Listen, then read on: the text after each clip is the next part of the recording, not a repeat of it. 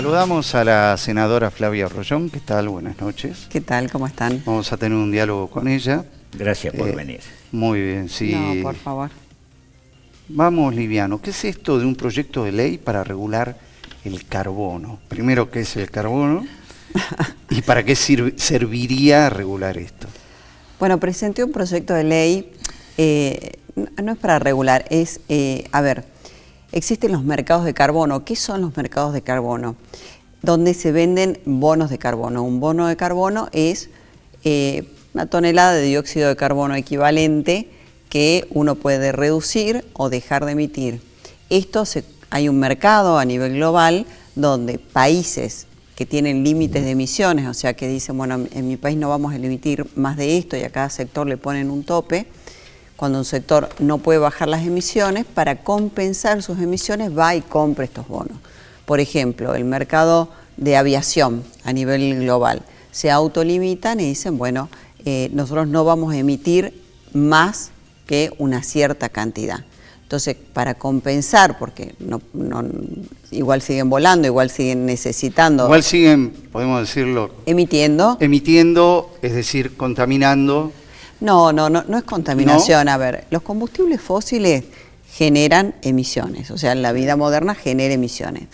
Lo que se plantea es que el calentamiento global, el cambio climático, se ha acelerado producto de la vida moderna y de las emisiones. Entonces, porque hay toda una discusión, ¿no? Que si el calentamiento global se hubiera dado o no, la realidad es que en los ciclos de la Tierra el calentamiento se da, pero claramente con la actividad humana y la vida moderna se aceleró. Además que somos 8.500 millones o algo más de habitantes. Entonces, en función de cuidar el tema del efecto del cambio climático, muchos países... Se cuida de emitir menos carbono. Exacto. Entonces, yo tengo una actividad, por ejemplo, la aviación, que los combustibles... que es una de las más representativas. Exacto, ¿no? Los combustibles, los aviones siguen volando con combustible, entonces bajan hasta un cierto límite. Por supuesto, hay pruebas, de hecho, en el otro proyecto que presenté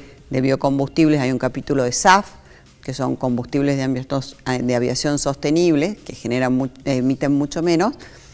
Lo que no pueden sustituir, dicen, bueno, me doy vuelta y compro bonos en países como por ejemplo la Argentina, que tiene recursos naturales, que tiene bosque, que tiene un montón de actividades que pueden contribuir a moderar el cambio climático. Sería compensar. Exactamente. Y eso es el mercado de carbono. ¿Qué es lo que tiene la Argentina? Que la Argentina no tiene hoy un registro unificado y la correcta trazabilidad de estos bonos, para que estos bonos puedan ser comercializados en un mercado que cuando el país suscribe lo que es el Acuerdo de París, el artículo 6 del Acuerdo de París, que puedan ser comercializados. Entonces el proyecto lo que plantea es incentivos fiscales para desarrollar proyectos de bonos de carbono, que no es solo bosques, es por ejemplo, un municipio quiere generar una planta de tratamiento de residuos para que no estén a cielo abierto, eso baja emisiones. Bueno, hay un comprador que le financia porque eso va a bajar emisiones, ¿no? Las Incluso energías renovables también producir gas, entrar. por ejemplo, producir gas, que era un viejo proyecto que no sé cómo quedó en Salta, que es sobre las bases de residuos, producir el gas y utilizar ese gas para que no sea contaminante y afecte la capa de ozono. Exacto, o por ejemplo, no sé, una granja avícola que con todo el estiércol que se genera produce biogás, baja emisiones. De hecho, en el otro proyecto también de biocombustibles, también hay todo un capítulo que habla del biogás, del bio-GNL, del biometano, en fin. Bueno, necesitamos ese marco porque hoy hay dos mercados. Yo tengo un proyecto y puedo vender ese bono de carbono en lo que son mercados voluntarios. Eso es libre. Yo voy, consigo un comprador, no sé, Google, Amazon, Total, hay muchas empresas que compran esto a nivel global. ¿Y ellos es voluntario. de esta manera? Sí. O sea, hoy, por ejemplo, Total es una multinacional. Es francesa, ¿no? Sí, que está... Que también participa. Exacto. Digamos, bueno, está en Argentina también. de hecho tiene el proyecto offshore de gas en Tierra del Fuego. Bueno, ellos tienen una política a nivel global donde dicen nosotros vamos a contribuir a bajar emisiones, entonces si bien tienen desarrollo de hidrocarburos, sobre todo de gas, compran proyectos de bonos de carbono para bajar sus emisiones. Vista, por ejemplo, una empresa argentina que está en Vaca Muerta, tiene su desarrollo de gas y petróleo, pero también invierte en, por ejemplo, bosques para bajar emisiones. Eso es un mercado voluntario. Ese mercado voluntario no tiene ningún tipo de restricción, es libre, es voluntario, en el proyecto de ley también se mantiene así.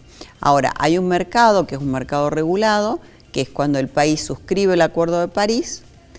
Hay un mercado que se habilita de mercados regulados donde esos mismos bonos pueden valer muchísimo más dinero.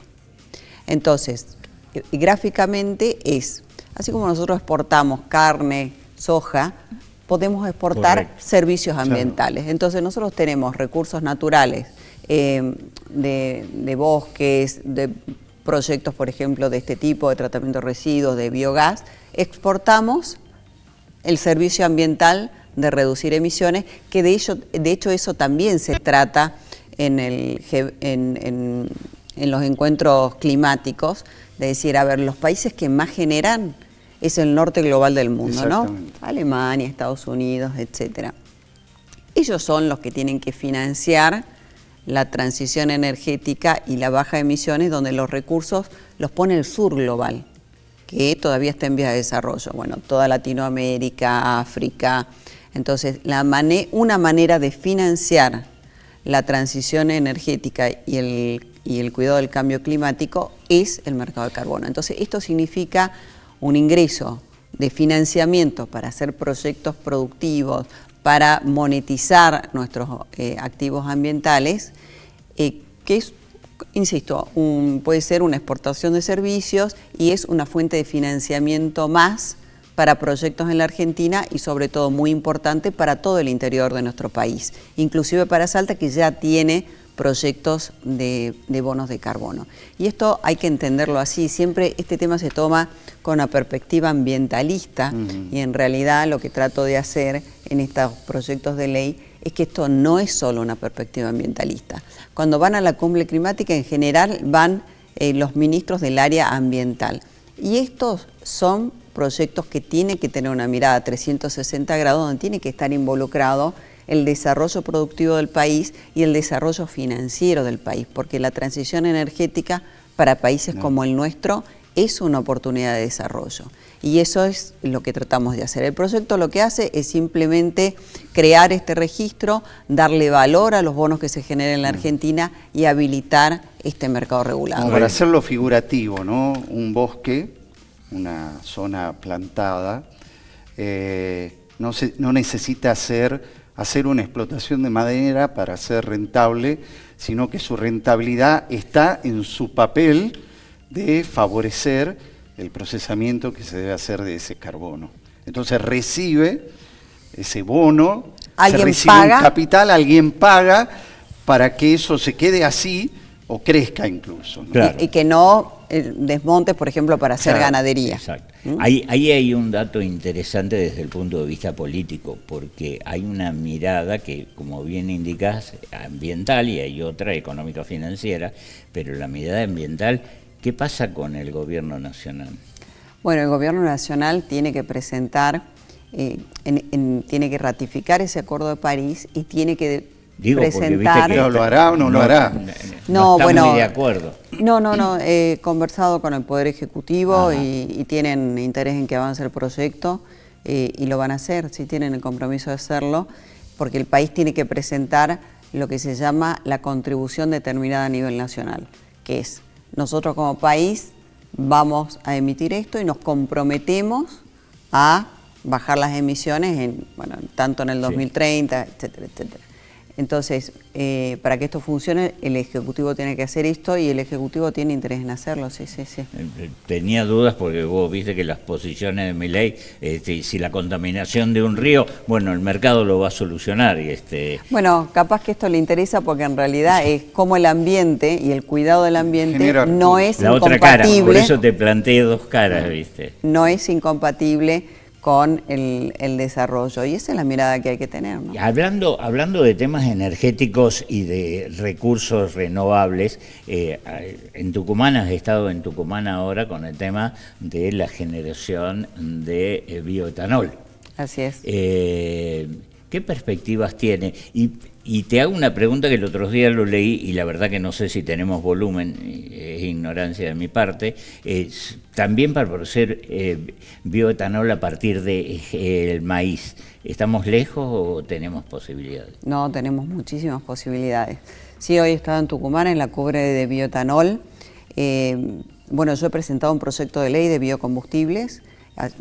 Patricia Bullrich y La Libertad Avanza presentó un proyecto de ley, que en realidad es el proyecto de ley del Ejecutivo. Yo también he presentado un proyecto de ley donde, bueno, yo tengo un enfoque más abarcativo, más que bioetanol, en realidad es de bioenergías, ¿no? Entonces toca bioetanol, biodiesel, claro, el SAF, que viene de la soja y... Exactamente. En el bioetanol particularmente, bueno, Salta ya produce bioetanol a partir de caña. Lo que plantea el proyecto es que el aumento del corte, hoy el corte obligatorio está en el 12%, un aumento obligatorio al 15%, que tranquilamente se puede llevar a cabo. Esto también hay acuerdo con las petroleras. El costo del bioetanol es muy similar al de la nafta, exactamente, y de hecho puede sustituir importaciones hoy. Así que eso esperemos también que pueda ser un proyecto de ley que hay consenso. Diré que en todo el arco, tanto público como privado, hay consenso que la ley actual no sirve. La ley actual, ¿cómo funciona? La ley actual te da un cupo de producción a cada empresa. Entonces, es el Ejecutivo el que dice quién produce, cuánto produce y a qué precio produce. Eso es un exceso de regulación. Sirvió como para que arranque el mercado de los biocombustibles cuando esta ley fue sancionada, pero claramente hoy es un corset para el desarrollo. Entonces el proyecto de ley lo que plantea, además de levantar el corte obligatorio al 15%, dejar una parte para el bioetanol a partir de caña y otro a partir de maíz, también habilitar lo que son los mercados voluntarios. Cuando he sido secretaria de Energía le dimos una autorización a la provincia de Córdoba para que pueda hacer desarrollos y pruebas con cortes más altos que el 12%. Entonces la provincia de Córdoba, primero en flota oficial y después con privado, fueron haciendo pruebas, inclusive con Oreste Berta, que hoy también estuve con ellos, de cortes mucho más elevados de etanol y probar de que con los motores actuales, todavía no hace falta motores flex, funciona perfectamente. El proyecto de ley también habilita los motores flex. La idea es que ese prueba piloto que hicimos allá en el 2022-2023, o sea que ya tiene varios años, pueda ser replicable en cualquier provincia que así lo quiera. Entonces, el proyecto habilita estos mercados voluntarios. Salta es donde está el maíz más barato de la Argentina. ¿Por qué? Claro. Porque producimos maíz y estamos muy lejos de los puertos. Entonces, la lógica es que el maíz se agregue valor acá. Correcto. Agregar valor es agarrar el maíz y hacer una industria sobre ese maíz. Una industria que puede ser la producción de carne, la producción de pollo o la producción de bioetanol. Nosotros no tenemos hoy ninguna planta. No existe. No. Hay interesados en hacer esta inversión, pero claramente cuando vos tenías un mercado tan regulado, que era el Estado el que te decía, sí, no se animaban ¿quién iba a invertir? Aparte, ¿qué es lo que pasaba y que me pasó siendo secretaria de Energía?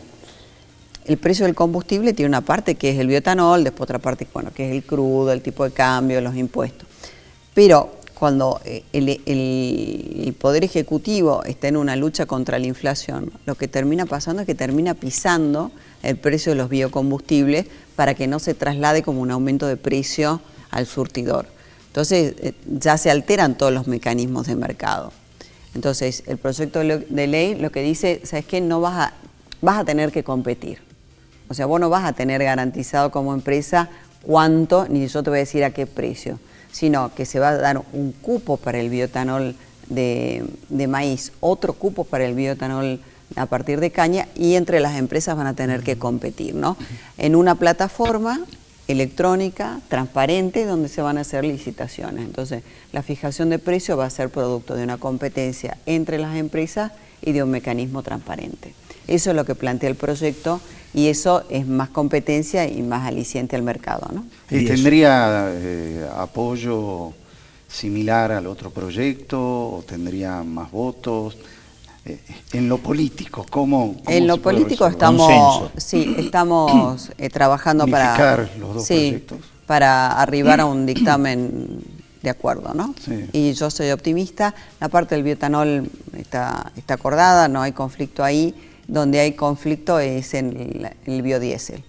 Y Salta no produce biodiesel, ¿no? No, pero en el sur, en la provincia de Santa Fe, hay un montón de plantas de procesamiento de soja a partir del aceite de soja. Exactamente. Que es un nuevo agregado de valor para hacer biodiesel. Bueno, ahí hay un conflicto porque ¿qué es lo que pasa? El aceite de soja se lo venden los grandes jugadores a las pymes. La ley vigente protege estas pymes con este cupo. Entonces, ¿qué es lo que termina pasando? Las grandes tienen una posición dominante, le venden a un X precio a las pymes, más caro que el precio de Export Parity, y las grandes tienen prohibido vender en el mercado interno y las chicas no pueden exportar, y las petroleras tampoco pueden entrar al negocio. Entonces, no se generan mecanismos de competencia y ni de mercado. Y también el corte. El proyecto de ley del oficialismo pone el corte del bioetanol en un 15%, pero el corte del biodiesel en un 7,5%. Entonces, ahí hay una tensión, creo que tienen que tener reglas más equitativas, y lo que uno tiene que buscar, la competencia está muy bien, pero en sectores donde ¿Eso vos hay que hacerlo por ley? Sí, donde vos tenés posición dominante, claramente lo que uno tiene que velar en una ley es que no vayamos a un oligopolio. Claro. Porque las grandes aceiteras tienen una capacidad de producción tan importante que en 2 minutos hacen desaparecer la competencia. Si no desregulamos en un lado, pero está exactamente, entonces, cooptado en otro sector. Exacto, entonces por supuesto que tenemos que ir a mecanismos de mercado, pero uno también del conocimiento que tiene que evitar las fallas de mercado. Claro.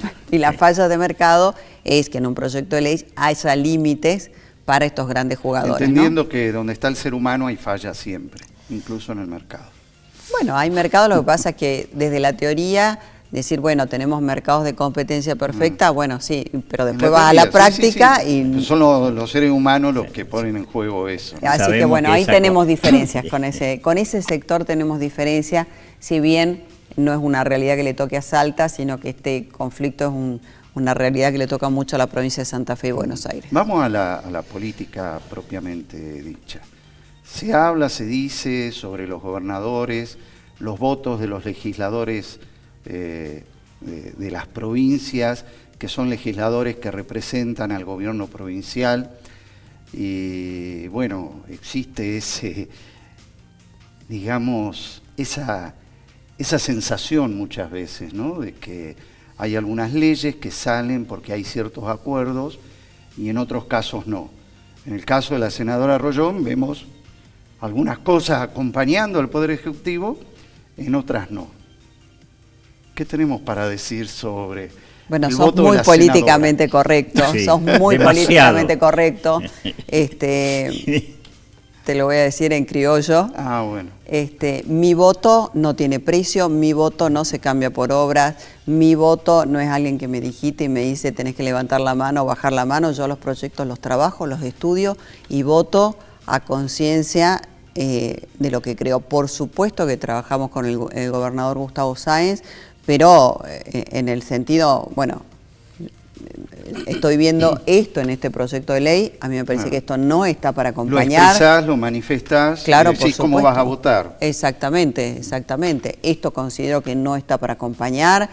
Por supuesto, defendemos ambos los intereses de la provincia y por supuesto que tenemos somos parte de un proyecto político. Entonces, votamos también en conciencia de lo que sirve para Salta, ¿no? Pero esto que se instala de que, bueno, que porque te dan una obra, votás a favor de una ley, no. Y por eso lo que vos ves que hay veces que acompaño y hay veces que no acompaño. Pero mi responsabilidad como senadora es estudiar cabalmente los proyectos de ley y por eso podemos discutir de los proyectos de ley. Yo no soy una senadora que responde a ningún poder ejecutivo que va y levanta la mano sin haber estudiado, sin haberme Por eso es importante la argumentación que se dé en todos los escenarios, Por incluso supuesto. en el debate legislativo. Es más, Exactamente. rescato algo que me parece que estuve leyendo los otros días sobre una visión crítica sobre la reforma de la ley laboral respecto de este fondo de indemnización, que es un fondo de indemnización que se arma con un porcentaje de los jubilados y va a parar a la administración especulativa financiera. Así es. Bueno, ahí tienen una diferencia. Por ejemplo, yo no tan solo he votado en contra, sino que presenté un proyecto de ley para que se derogue el famoso fondo, el famoso FAL. Y hay otros diputados también del mismo proyecto que votaron a favor. Yo voy a seguir insistiendo con la derogación del FAL.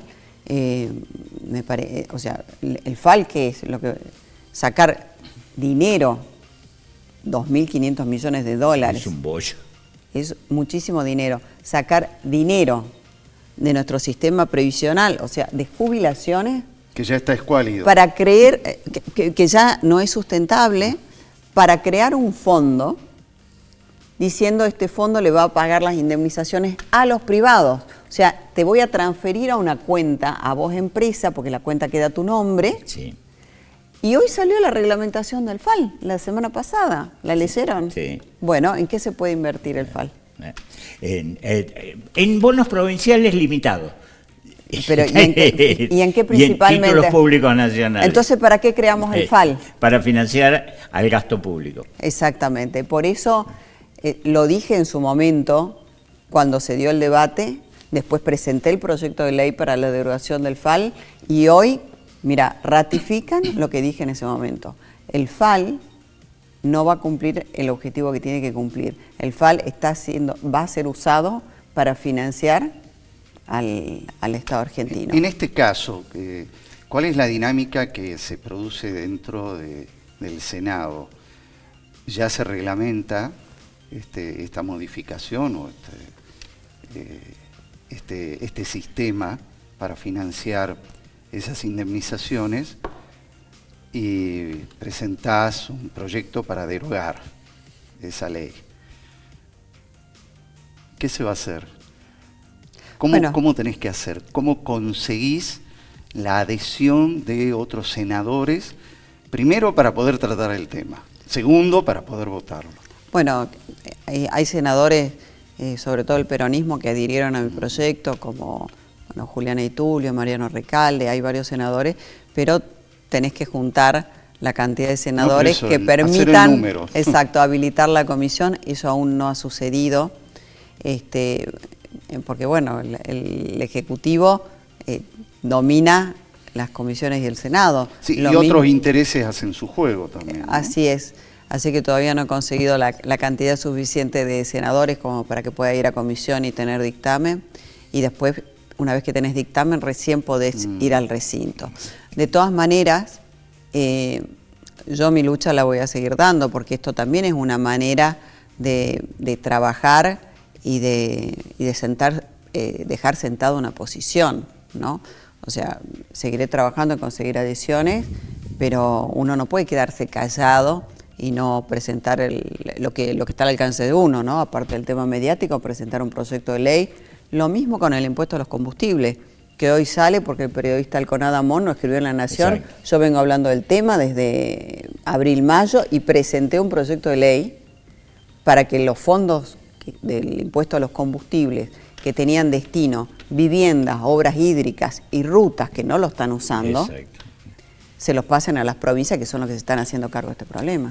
La última, hoy se conoció también una denuncia de que usaron fondos del BID que venían con recursos específicos para el tema de controlar el precio del dólar. Así que tenemos práctica. Me queda la última, la hacemos cortita, porque estuve leyendo algunas declaraciones relacionadas con el tema minería y cómo hacer que eso derrame. Es una preocupación que creo que la compartimos, en algún momento la charlamos. La minería genera una cantidad de empleos, pero no compensa la cantidad que se ha perdido en otro lado.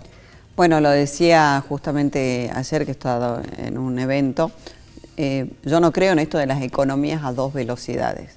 Tenemos un modelo económico que ya tiene previsto o que ya plantea que sectores con la apertura de importaciones y que sectores como la construcción, el turismo, el comercio, la industria estén golpeados. Y lo grave de este modelo es que esos son los sectores que son intensivos en empleo. Y por otro lado, una mirada de política pública. Bueno, ustedes me conocen hace tiempo, ya siendo secretaria de Salta tenía una mirada muy clara y el proyecto político que compartimos con el gobernador Gustavo Sáenz es muy claro en este sentido, y yo creo que ningún salteño tiene duda que acá lo que se prioriza con la minería es la generación de trabajo local, la contratación de proveedores locales, lo que, en cambio, el modelo que plantea el gobierno nacional es, bueno, comprar el más barato de donde venga. El ejemplo está en Vicuña, San Juan. Exactamente. 5.000 casas traídas desde China. Desde China. Es el riesgo. Bueno, no hay una mirada como pensada en términos de empleo. Entonces, ¿qué es lo que va a pasar? Yo celebro, por supuesto, porque para Salta es una excelente noticia que el Estado Nacional haya puesto la mirada en la minería, haya estado el RIGI para poder empujar los proyectos de cobre, las ampliaciones de los proyectos de litio, Vaca Muerta. Me parece excelente. Ahora, no son sectores que van a solucionar el problema de empleo en la Argentina. Absolutamente. Entonces, son sectores que nosotros vamos a ver, por supuesto, como siempre hay que hacer doble clic en los números del gobierno. ¿Las exportaciones van a crecer? Sí. ¿Es una solución estructural a un problema estructural que tenemos de faltante de dólares? Sí. ¿La matriz exportadora se va a diversificar, va a ser mucho más robusta? Sí. ¿Va a aumentar el Producto Bruto? Claro que sí. Ahora, no quiere decir que eso se traduzca en una regla de tres simple en términos de empleo. Entonces, es muy bueno para las provincias que estamos involucradas, Jujuy, Salta, Neuquén, pero nosotros tenemos que presentar en una globalidad, incluso dentro de nuestra misma provincia. Nosotros no podemos descuidar los sectores de la construcción, los sectores del turismo, porque la minería es muy lindo, pero no todos vamos a trabajar de la minería, ¿no? O sea, no. ¿Y cómo solucionamos los temas de empleo? Hay gente que no quiera trabajar o que tenga otra capacitación o que esté, por ejemplo, en los valles calchaquíes. Entender que la cuestión no es unidimensional, es decir, de ver solo una dimensión, sino una complejidad que puede sumar distintos puntos y perfiles, ¿no? Exactamente, exactamente. Y nosotros tenemos un tema de empleo. Argentina, tenemos que generar riqueza, y generar riqueza se genera en términos de que la gente tenga un trabajo. Y ahora también de ingresos, ¿no? Ya venimos hace algunos años con que empezamos a ver que gente con trabajo en blanco, regulado, ya era pobre, ya estábamos viendo una caída de ingresos que se va acentuando en estos momentos. Claro, porque en realidad el salario, vos fijate que también como una política para contener la inflación, el salario viene atrás de la inflación ya hace mucho tiempo. Las jubilaciones pisadas, el salario público muy pisado. Entonces, claro, te dicen, bueno, la actividad está a niveles récord, claro, pero cuando haces doble clic en qué estamos midiendo, cuando te hablan de actividad, tenés todos los servicios. Entonces, en realidad, hoy lo que tenés es tu salario destinado a pagar luz, gas, alquiler, y tenés mucho ingreso muy poco ingreso remanente para consumir. Entonces, claro, es porque decir, bueno, pero cae el consumo, pero aumenta la actividad. No, bueno, expliquémosle con claridad a la gente que eso es lo que está pasando. Acentuado con el tema del crédito. Venimos acostumbrados a años de tener las 18 cuotas, las 12 cuotas sin interés, o sea, veníamos con crédito a tasas negativas, o sea, debajo de la inflación, eso ya no está, y la gente, como el sueldo no alcanza, termina financiándote con tasas astronómicas. Y eso es la realidad de la gente y de las pymes. Entonces, cuando yo veo, bueno, estamos en un modelo que nos tenemos que acomodar, digo, o sea, qué falta de empatía, porque una persona que se queda sin trabajo, uno le puede estar diciendo, ¿sabes qué? Tu hijo va a estar mejor. Capaz que en 6 años, si te capacitas, vas a conseguir un trabajo. No, la solución tiene que ser ahora. Entonces, en vez de haber usado el FAL para pagar indemnizaciones, hubiéramos robustecido un seguro de desempleo, hubiéramos activado lo que es la construcción. Tenés que tener algo contracíclico si realmente querés ir con este modelo. Eso no parece haber sido pensado, ¿no? Te vamos a tener que traer un programa entero, Flavia. Cuando quieran, cuando quieran. La Siempre un pasamos gusto. muy bien. Muchas gracias. Gracias por